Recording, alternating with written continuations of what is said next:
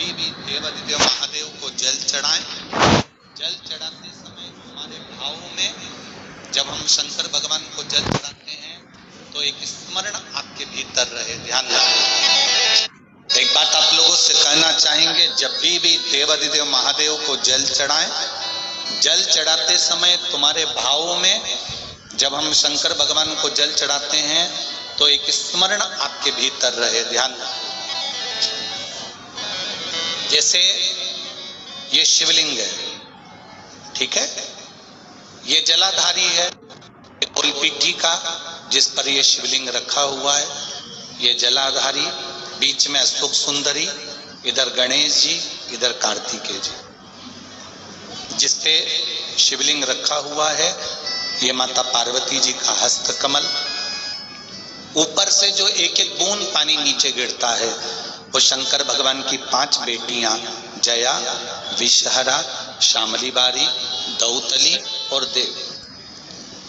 जब शिवजी को जल चढ़ाओ, शंकर भगवान को जल चढ़ाने के लिए सबसे पहले गणेश जी वाली जगह पर जल चढ़ाओ, फिर कार्तिकेय जी वाली जगह पर जल चढ़ाओ, फिर अशोक सुंदरी की जगह पर जल चढ़ाओ, फिर पीठिका पर जल चढ़ाओ, उसके बाद में शिवलिंग पर जल चढ़ाइए।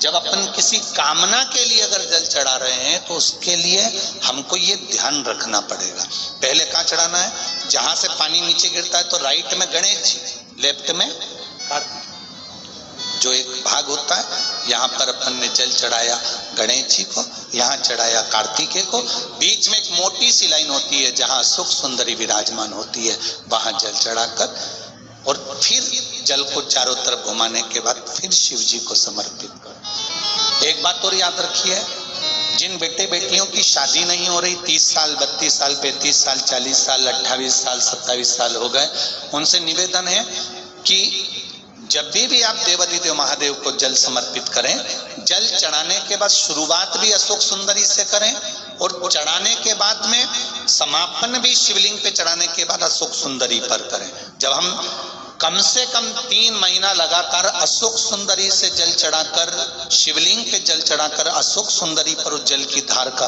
विराम करते हैं तो ये निश्चित है कि बाबा देवादिदेव महादेव की कृपा से 3 महीने के अंदर विवाह पक्का हो ही जाता है, निश्चितता। शिव को जल चढ़ाकर हम भगवान देवादिदेव महादेव की आराधना कर सकते हैं। एक सुंदर पत्र आया।